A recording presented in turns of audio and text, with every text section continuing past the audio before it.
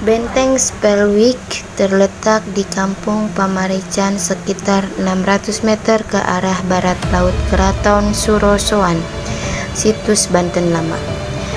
Benteng ini didirikan pada tahun 1682, kemudian mengalami perluasan pada tahun 1685 dan 1731. Benteng ini dirancang oleh Hendrik Lucas John Cardell.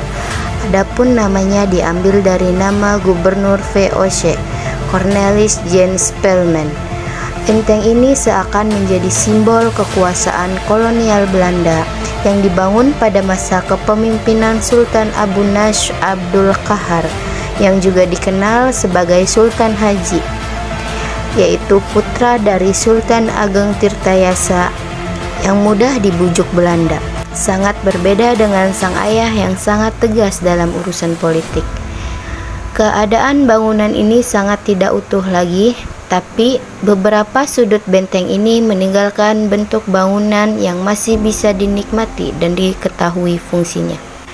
Benteng ini diduga mempunyai dua fungsi, yaitu sebagai pertahanan dan pemukiman. Benteng tersebut juga menjadi tempat mengontrol segala kegiatan yang berkaitan dengan Kesultanan Banten dan juga sebagai tempat berlindung dan bermukim bagi orang Belanda. Benteng ini semakin mengokohkan posisi Belanda dalam usahanya memonopoli perdagangan merica yang berasal dari Lampung Selatan untuk kemudian dijual lagi kepada pedagang-pedagang asing yang berasal dari Cina, Malaysia, Arab, India, dan Vietnam.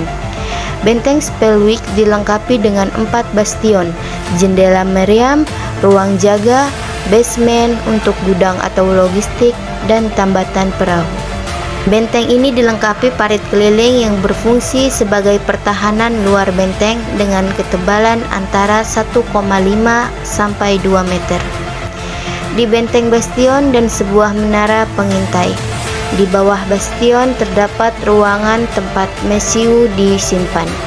Pembagian ruangan utama di dalam benteng adalah kamar penyimpanan senjata, ruang komandan, kantor administrasi, dan gereja yang semuanya tinggal reruntuhan dan pondasinya saja.